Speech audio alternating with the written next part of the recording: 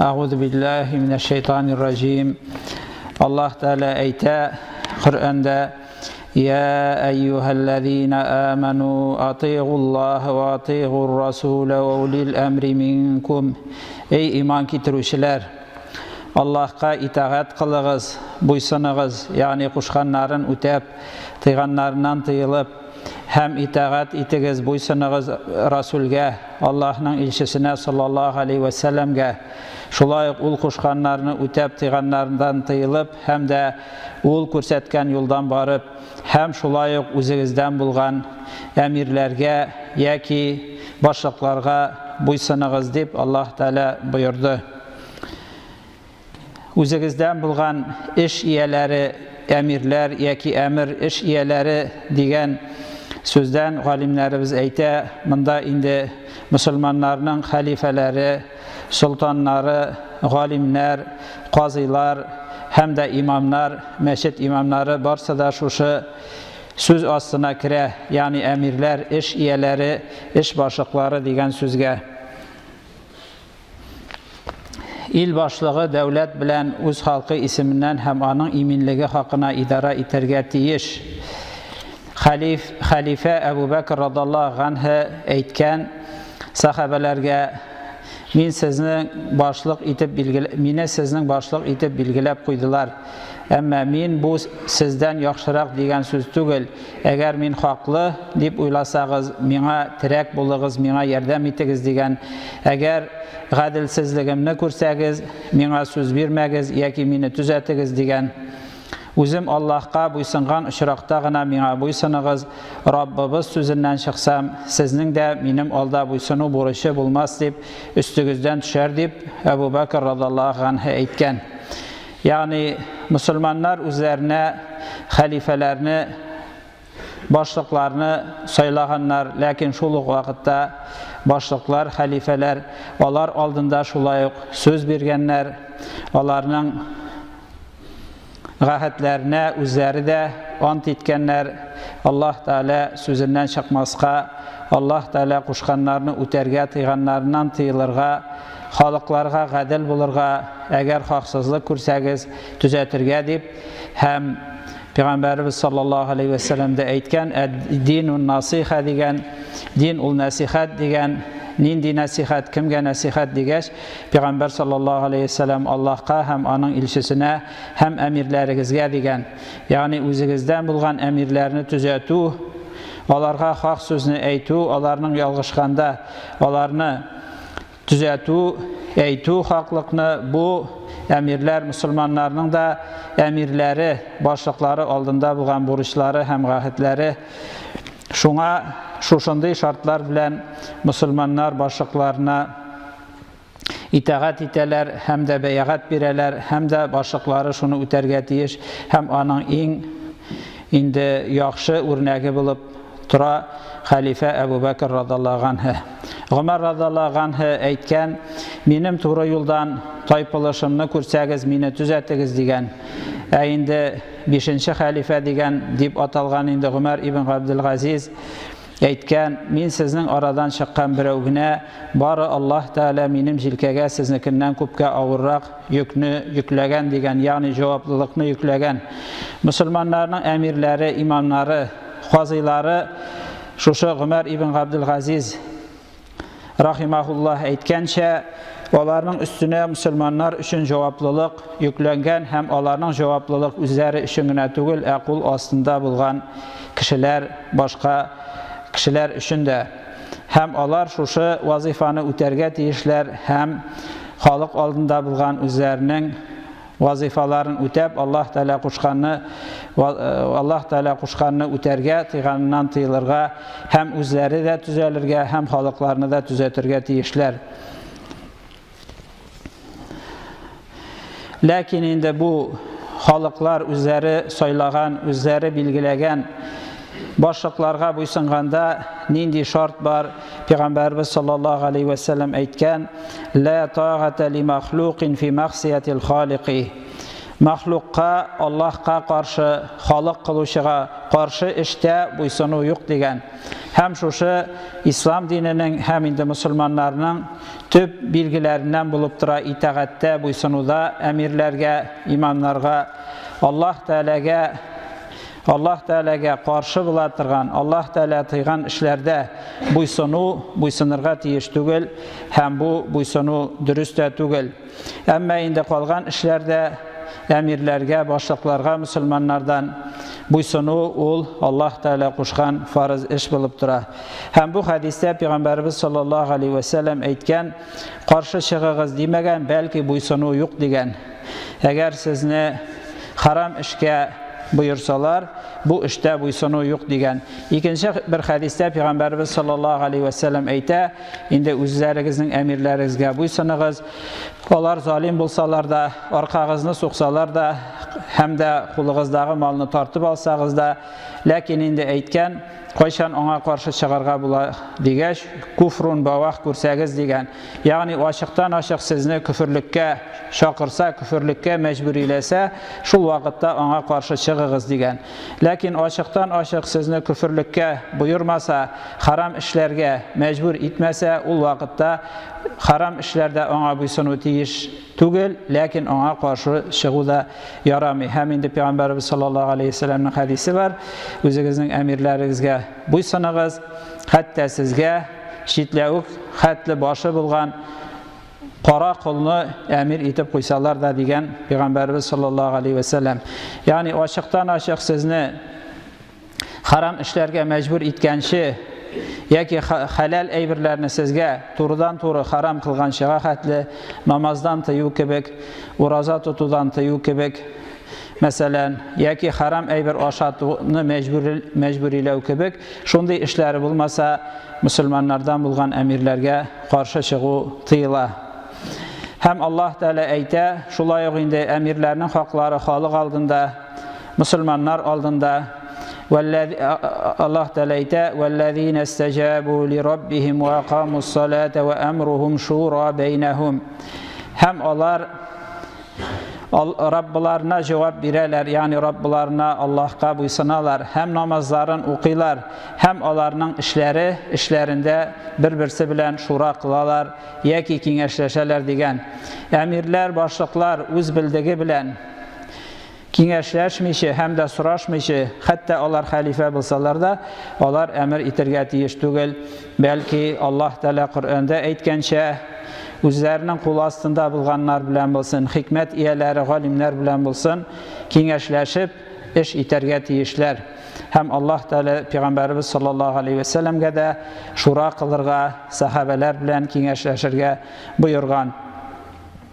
Бу аяттан чыгып, башлыклар, идара итүчеләр безнең өстән үз эшләрен, халык мәнфәгатьләре, мусульман башлыклары инде мусульманнарның мәнфәгатьләреннән чыгып алып барырга тиешләр. Сайлаулар мәсьәләсенә килгәндә, сайлаулар алар иҗтиһади, ягъни шәригать ничек карый бу мәсьәләгә, мусульманнарда сайлау нәрсә була ул? Бу иҗтиһади мәсьәлә. Коръәндә яки Пәйгамбәрбез саллаллаһу алейхи ва саллям үзенең сөннәтендә халифаларны сайлау, әмирләр сайлау турында бер нәрсә дә әйтмәгән. Һәм Пәйгамбәрбез саллаллаһу алейхи ва саллям вафат булганнан соң сахабалар иҗтиһад кылганнар, һәм инде үзләре арасыннан Әбу Бәкр радиллаһу анһуны халифа итеп сайлап куйганнар. Һәм бу инде мусульманнарда сайлауның бер өлгесе, билгесе булып тора. Һәм инде бер төркем мусульманнар Әбу Бәкр радиллаһу анһуны сайлап, аңа бәйгать биргәч, аңа буйсынырга, итагать итәргә ант иткәннән соң башка мусульманнар да аларга иярәләр. Шулай итеп Әбу Бәкр радиллаһу анһуга бөтен ул заманда булган мусульманнар бәйгать бирәләр, аңа буйсынырга сүз бирәләр. Әбу Бәкр радиллаһу анһу үзе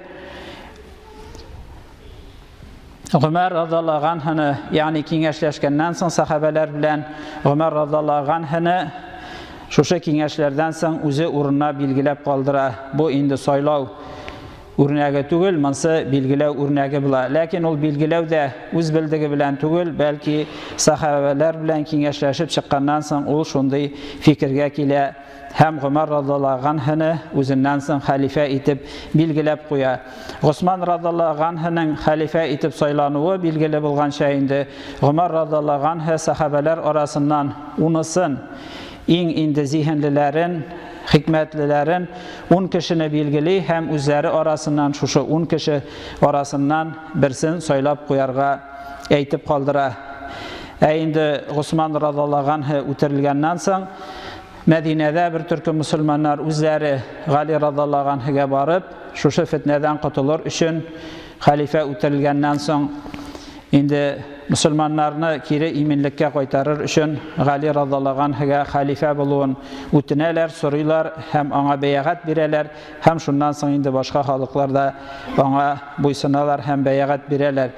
Шулай иттереп инде бу хәлифәләр әгәр халык бәйгать бирмәсә, алар идара итәргә хаклары булмас иде. Безнең дә инде монда мусульманнарның үзебезнең җирләребез, ата-бабаларыбызның җирләре 1000 ел буе ислам динендә булган халыкның җирләре һәм шуңа күрә дә инде без дә үзебез риза булырдай, безнең мәнфәгатьләрне яклардай, Аллаһ Тәгалә кушканнарны үти торган, Пәйгамбәрбез саллаллаһу алейхи ва саллям юлыннан бара торган һәм мусульманнар безнең файдага һәм дә иминлеккә тырыша торган кешеләрне әгәр инде сайлаган очракта шундый кешеләрне сайлау тиеш. Әмма инде андый кешеләр булмаган очракта инде яхшыракларын мусульманнар өчен сайлау яки файдалану тиешле. Сайлау инде үзе мәҗбүри әйбер булып тормаса да, шәригатебездә әйттек инде, кайбер очракта сайлау юллары белән дә хәлифәләрне билгеләгәннәр, кайбер очракларда инде алдагы хәлифәләр, әмирләр билгеләп куйганнар, барыбер мусульманнар буйсынырга тиеш булганнар. Һәм инде шушы шартларга туры килгәндә инде шушы билгеләнгән, сайланган әмирләргә, башлыкларга без буйсынырга, ләкин шул ук вакытта инде шәригатыбыз кушканча, әгәр алар зулым кылсалар, аларны төзәтергә, ялгышсалар төзәтергә, аларга хак сүзне әйтергә, Пәйгамбәрбез саллаллаһу алейхи ва саллям әйткән бит инде үзенең хәдисендә афзалул җиһади кәлимәтул хакки гинда султанин җаирин дигән. Җиһадның да, көрәшнең дә иң улысы, иң яхшысы ул залим булган, гадел булмаган султан башлык алдында хак сүзне аңа әйтү дигән. Шуңа күрә дә Гомар радиллаһу анһу да хак сүзне миңа әйтегез дигән. Әгәр ялгышлыгым булса, мине төзәтегез дигән. Һәм Абу Бәкр радиллаһу анһу вакытында да, Гомар радиллаһу анһу вакытында да мусульманнар турып, хәтта хатын-кызлар турып, аларны төзәтә торган булганнар, әгәр бер хаталарын яки ялгышлыкларын күрсәләр, һәм шуңа карап алар төзәлгәннәр, һәм шулай ук шура кылганнар, һәрбер эшне киңәшләшеп эшләгәннәр. Шулай булган очракта инде мусульманнар өчен иминлек була, һәм дә динебез көчәя, һәм алга китәбез. Шулай итеп, 4 хәлифәне сайлауда халык инде төп вазифаны үтәгән, ягъни сайлау, бәйгать бирү алар өстендә булган. Шул ук яктан инде әмирләр, хәлифәләр, мусульманнар файдасына эшләргә тиеш булганнар.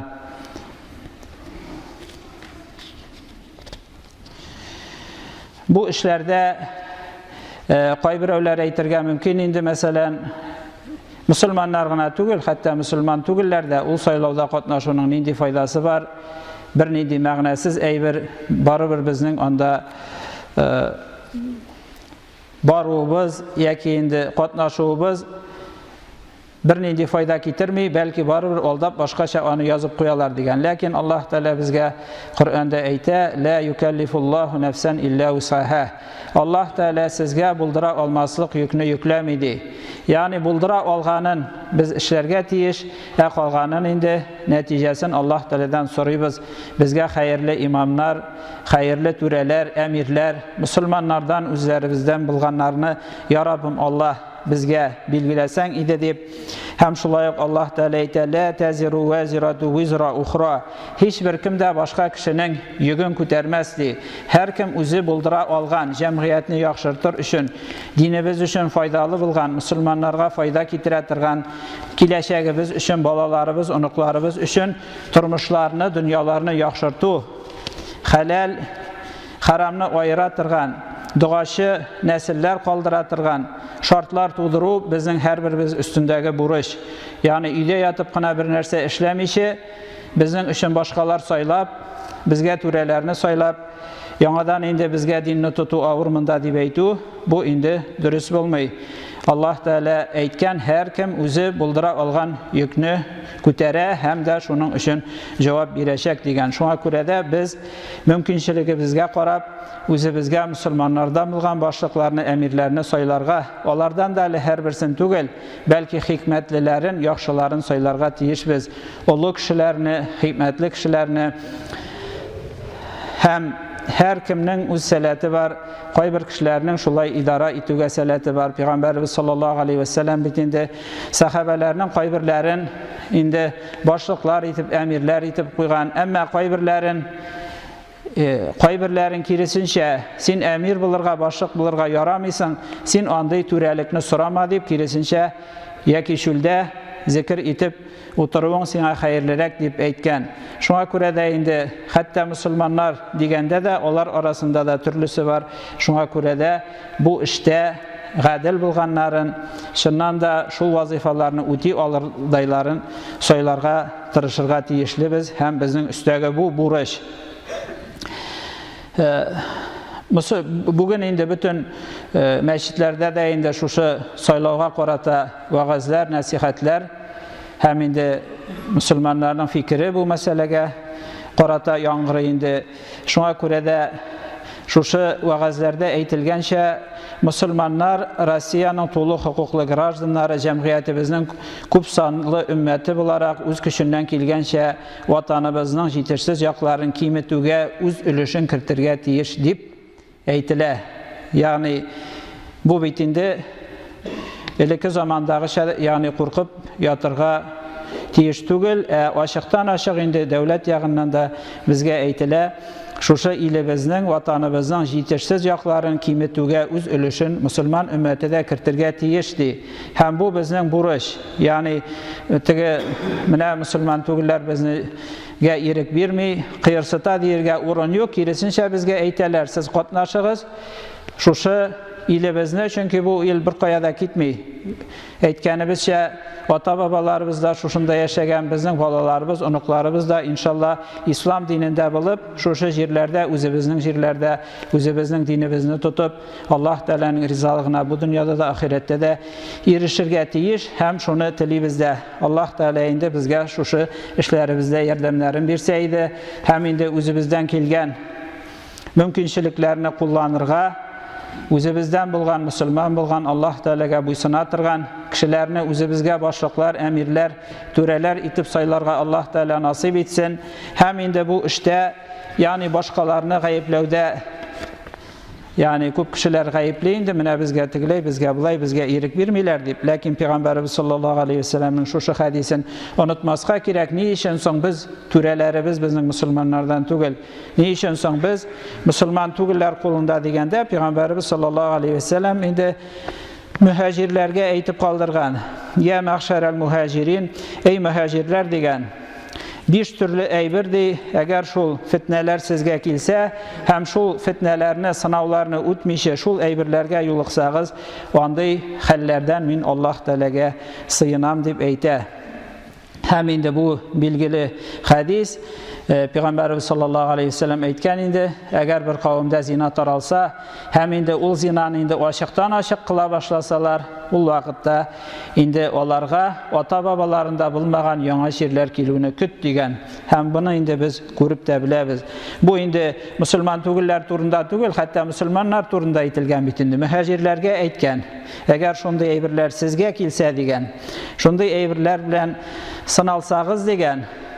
Һәм шул сынауны үтмичә ул әйберләр сезгә килсә, Аллаһ Тәаләгә мин сыенам дип хәтта мөхаҗирләргә әйткән. Мөхаҗирләрнең кем икәнен беләсез бит инде. Җәннәт белән сөендірілген бетінде көбісі. Һәм шулай ук әйтә, икенчесе ди, әгәр сез мизанда, бизмәндә алдасагыз, ягъни сату алуда алдаша башласагыз, сезгә ачлыклар, корылыклар килүен көтегез, һәм дә җәбер, зулым кыла торган, гадел булмаган султаннарны көтегез дип әйткән Пәйгамбәр саллаллаһу алейхи ва сәллям. Шуңа күрә үзебездә мусламаннардан булган султаннар да, әмирләр дә залим икән, гадел түгел икән, ул инде менә шушы сату алуларда bir-birimizning хакын, мусламаннарның bir-берсенең хакын үтәмәүдә, алдауда, ничектә акча табыш ясау өчен bir-берсен алдауда, тегесе дә алдарга тырыша, монсы да, һәм бу әйберләр инде таралган, без моны күреп белеп торабыз. Мусламаннар арасында да бурычка алып бурычын бирмәү, яки киресенчә эш хакын түләмәү, эшләтеп төрле хәйләләр белән һәм башка шундый очраклар. Һәм өченчесе, әгәр ди малларның зәкатларын бирүдән баш тартсалар, тыелсалар, аларга күктән бер тамчы да су төшмәс иде, әгәр хайваннар булмаса дигән. Һәм әгәр инде Аллаһ Тәгаләгә һәм аның Расулына булган гәһәтләрен, бәягәтләрен, ягъни иман китергәндә шаһадат кәлимәсендә бит инде шаһидлык бирәбез. Аллаһ Тәгалә каршында ант итәбез. Аллаһ Тәгаләдән башка илаһ юк дип, аңа гына табынырга, һәм дә пәйгамбәрне Аллаһ Тәгаләнең илчесе дип, аңа буйсынырга дигән гәһәт ант бирәбез. Ул шаһидлык бирү, инану, ул шул ант итү Аллаһ Тәгалә каршында. Әгәр шушы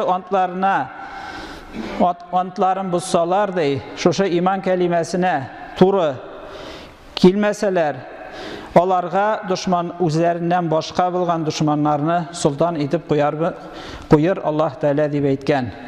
Шуңа күрә дә монда нишәбалар султан, нишәбалар башлык дип izlərgə, sorarga түгел, киресенчә, Пәйгамбәрбез саллаллаһу алейхи ва сәллям әйткән, Аллаһ Тәгаләгә булган антларын, шаһидлык бирүләрен һәм Пәйгамбәргә булган иман китергәндә әйткән шаһидлыкларын бузган өчен, алардан башка булган дошманнарын без аларга султан итеп, әмир итеп куярбыз дигән. Шуңа күрә дә бу әйберләр турында уйларга һәм үзебезне төзәтергә, үзебездән башларга кирәк.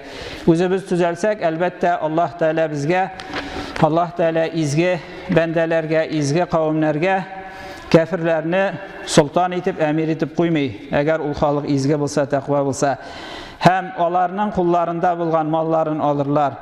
Әгәр инде аларның имамнары, әмирләре, башлыклары Аллаһ китабы белән казыйлары хөкем итмәсәләр, аларның инде фитнәләре, бәлаләре үз арасында булыр ди. Ягъни бер-берсе белән сугышып, талашып, шундый хәлдә булырлар дигән. Аллаһ Тәгалә барчаларыбызны да туры юлдан баруыбызны насип кылса иде.